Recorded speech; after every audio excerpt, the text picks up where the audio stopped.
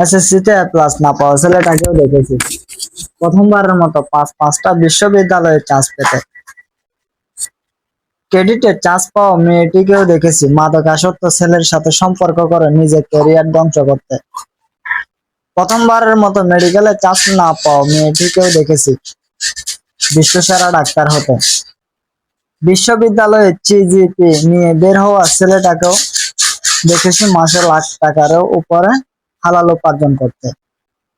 বিশ্ববিদ্যালয়ে কাঁপানো সুন্দরী মেয়েটাকেও দেখেছি আজ একটার পর একটা ছেলে পাল্টাচ্ছে বেটার অপশনের জন্য। বন্ধু মহলে যে বন্ধুটাকে নিয়ে হাসি ঠাট্টা করতাম আজ সে বন্ধুটারও একটা সুন্দর সাজানো গোছানো সংসার হয়েছে।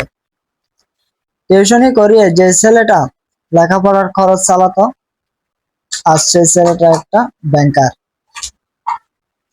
কোনো কিছু কিভাবে শেষ হবে বা সাফল্য কখন এসে ধরা দিবে সেটা নির্ভর করে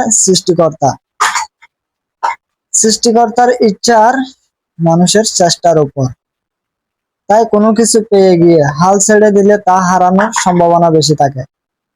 ওই যে কথায় আছে না, স্বাধীনতা অর্জনের চেয়ে রক্ষা করা কঠিন, ঠিক তেমনই সফলতাও। তাই নিজের জীবনের প্রতিটি ক্ষেত্রে প্রতিযোগিতা চালিয়ে যেতে হবে নিজের সঙ্গে, নিজের সাথে নিজের প্রতি যুদ্ধ চালাতে হবে। সফলতার জন্য শেষ লড়াই লড়তে হবে। ধন্যবাদ।